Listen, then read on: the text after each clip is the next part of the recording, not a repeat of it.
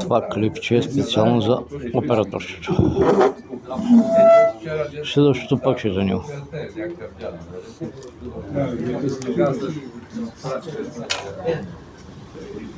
Но и бедните стари першери живеем горе така.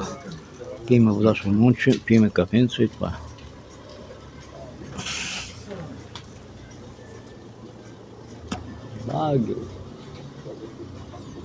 Гледам ги мърши, така си викам, що гласувахме за тях, майка им да еба.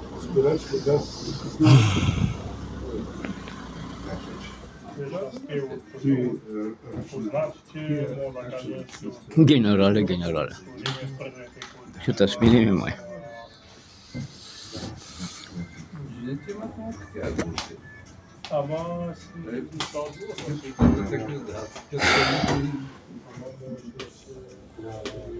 След малко отивам да ям и на чорбичка горе, отивам да спя. Аз имах тук един случай с моя шофьор при меня, да отапът надолу. 107. Уанкорта сила. Някакъв решава през меня да прави вечер, да беше намерил сред тази приятни му вратата, аз се скърпих и вадил група с... Пак той ще ни издане, тя и би майка, ако този път ни издане, че ги дадем майка, ще има.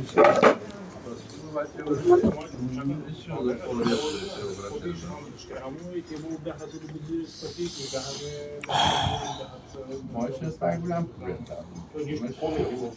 Моя човека.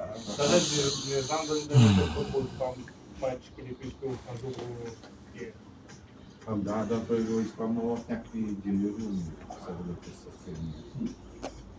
Някакви състояния. Който си ма задълбочи, честно има да подори към него. Не, той беше казал... Това на место да е затвора в Народното събрание. Би му майка.